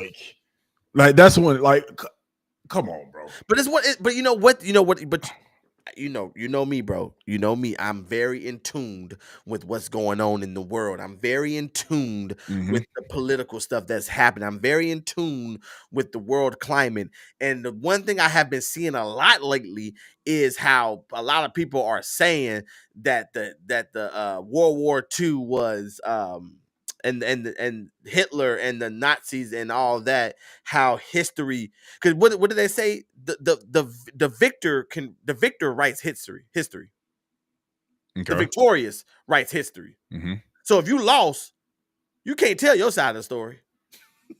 So a lot of people, I've been seeing that on, and I'm not saying, I'm not just not, I want to make sure I'm not saying that this is You what I just, believe. you just, I'm yeah, just saying what I have been seeing and what I right. have been reading, which probably that's why I'm not totally shocked that he's going this route because lately, like the last 4 or 5 weeks, I've been seeing how Hitler is how his American history has it wrong, and this ain't what it's supposed to be like, and the U.S. won, so the U.S. gets to write history. So I'm not saying I believe that. I'm just telling y'all what I've been reading, and Hmm. so that's I believe, knowing that I read that, and then hearing what you're saying about Kanye and the merch and all that, that makes a lot of sense because this is what I've been reading. Hmm. You know what I'm saying? So that's how it comes all around for me. I'm no dummy. I'm a educate myself as much as I can on different perspectives. So I Right. want to see. Okay, if I see a video that say Hitler was not who you thought he was, I'm gonna watch the video. I want to see what y'all talking about. I Hmm. don't, like you said, I don't gotta believe it, but I just want to see what you're talking about. Hmm. So that way I understand. I try to understand your perspective when I'm engaging in a conversation with you. Right. You feel me? Yeah. So knowing that and then hearing what you're saying about Kanye, it does make nah, I mean they that's what they said, but I personally don't believe it was a salute. I I think listen. That was. It's hard to say that it wasn't either, because that is very, very, very similar I think to how Hitler would salute.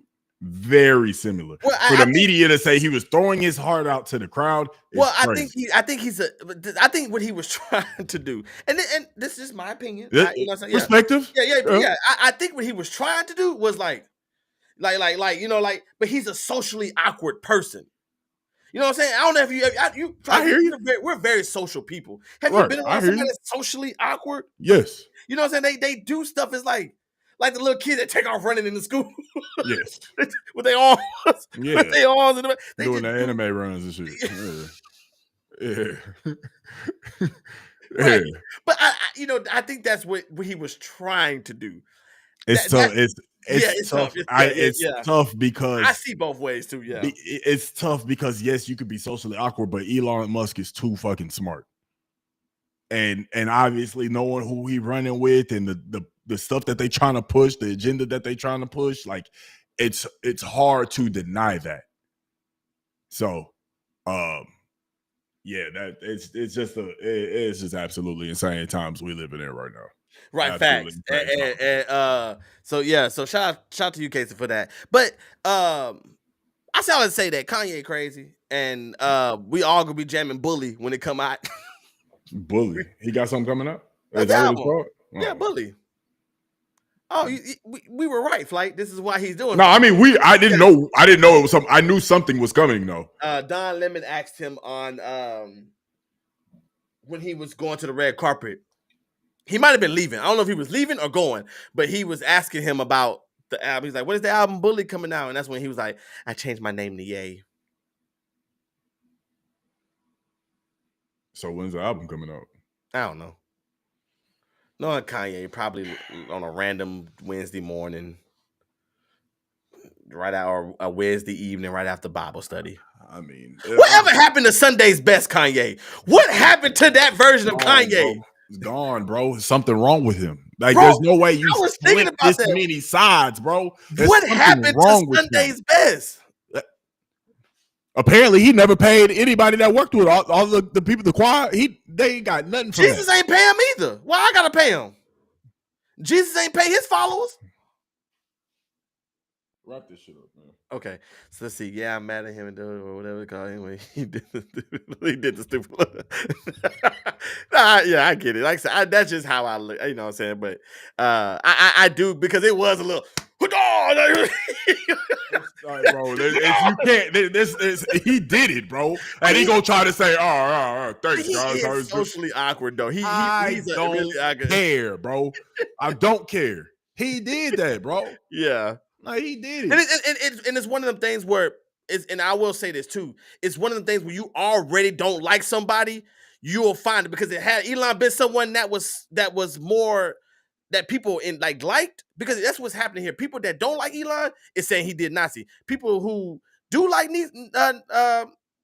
Elon is going the other way. So it's all about that. It's all about But I'm gonna tell you now. Yeah. I never had a problem with Elon. I wanted a Cybertruck. I think he still. I'm trying to go over the bachelor party.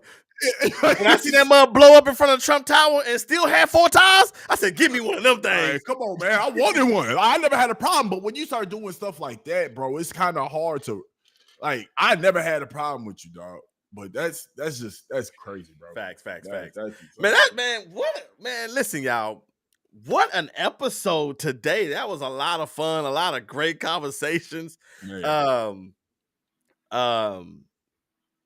It was Super Bowl heavy, man. It was Super Bowl heavy, and I guess I'll do like my little closing thoughts on it is that it was a great performance, man, by the Eagles. It was a great performance by Kendrick. Without even with the hypocrisies, I still enjoyed the show. I don't know if it'll be. I did enjoy Usher's more last year. I definitely did enjoy Usher's show. But I did understand the message that was with Kendrick. I caught on to so I watched all the videos. I've seen all the Instagram pages, so I've seen them all. I kind of got the whole thing that he did. I love Samuel Jackson. Still my favorite part. I just wanted him to drop an MF for me real quick. Man, I said the same thing. All I wanted, bro. Or at least act like he was about to do it. Like, listen, you're a silly what we at? Just something that was like, but I really enjoyed the game yesterday. I mean, the Super Bowl. I'm just such a football fan, so that's my favorite time of the year, man. The Super Bowl. I just can't wait for my boys in the back until we get our opportunity. Then I don't care who perform at halftime. I probably won't watch it. Man, it'll be Like I'm gonna have to go take a break with the players. I'm gonna have to step outside, calm down, He take a said, "Take a walk. break with the players." I'm gonna have to get myself together. I don't care if that's the one Drake doing. I know when they come to Houston, when the Houston Texans been there, they better not get Bun B. I'm so tired of hearing Slim Thug and still tipping. Okay, what's your closing thoughts? So sick of still tipping, bro. They play there every Texans game, bro. Dog. Coming to the stage, Slim Thug still tipping on 4-4. Like, come on, I'm so tired of that song, bro. They don't know no other H-Town song. Closing thoughts. I agree. Super Bowl was shout out to them Eagles. Great game, great performance. There was I had a thought. I can't. I think that shit just came and went. I can't even remember that thought. My apologies. Nah, you good. I was trying to hold on to that thought. That thought just kept slipping away. It just means that it wasn't something that needed to be said. But yeah, it was a great Super Bowl, man. It was a great Super Bowl, a great performance. I enjoyed it all. So, side note, I do want to. I got to do it, implement it. Obviously, being a basketball player, shout out to Luka. Luka in their first performance, they got a W as a Laker. I meant to tune into it. So go ahead. Yeah, go ahead. I tuned into the first half and a little bit of the third quarter. He was on a minutes restriction. Only played about 30 minutes, 28 around there. Had like 14, 5, and 4. You know, a very even scoring. Rui, Austin, and LeBron all had 20 plus, while Luka had 14, which is scary. And they also played the Utah Jazz, which the Utah Jazz is just sad. So it ain't no point in really watching that. They play them again Thursday, right? The Jazz? Yeah, I think I probably saw. so. I think I heard on First Things First that they played them yesterday and they play them again Thursday before the All-Star break. So yeah. So I mean, that won't be a real test to really see how they can all mesh together. But yeah, shout out to Luka in his first game as a Laker, got a W. And then also currently right now, Kevin Durant is playing and he's looking to be the 8th player to touch 30,000 points in a career. He needs 26 points tonight. So just want to give a shout out to KD. D Book already became the all-time leading scorer in Suns history. So but shout out to KD, man, looking to become, I think he hits number 8 tonight. He'll be number 8 to have 30K points. So if he does, there'll be a video out on it. So yeah. Yeah, shout out to KD for that future accomplishment, and shout out to Devin Booker, shout out to Luka. I'm just excited that there's something to watch with the NBA, man. I really mean to tune into the game yesterday, so that I can be a part of that and witness that. So I hate I missed it, but I'll probably watch the game tomorrow if Luka and them are gonna play. But it is All-Star weekend, so where is All-Star weekend? San Francisco. Where the Super Bowl will be next year. For those who I know, I've been hearing this question a lot. Like, where's the Super Bowl going to be next year? The next 3 years, guys, the Super Bowl is going to be in San Francisco, then LA, so California 2 years in a row, and then Atlanta. Those are your next 3 years. If anybody in the streets asks y'all can seem real smart when y'all answer that question for them.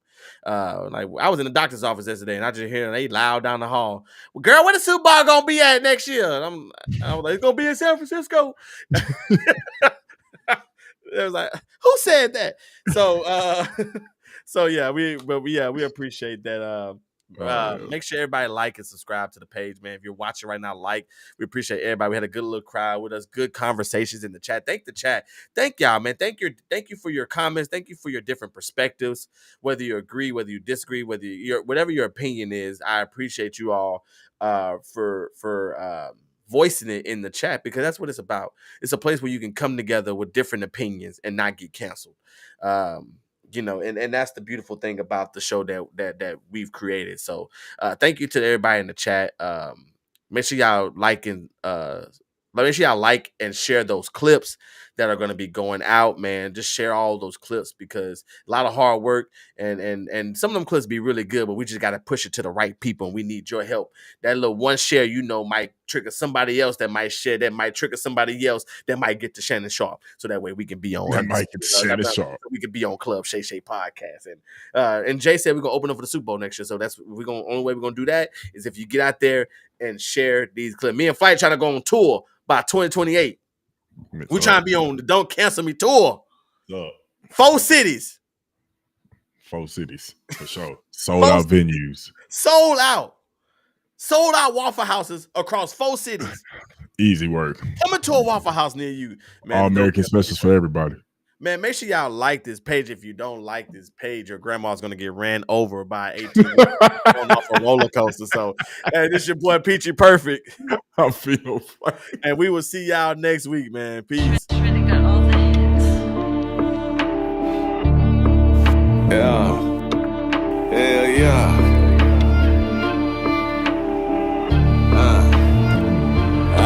I got a family to feed, so I can't be lazy. I gotta smoke a little weed, so I don't go crazy.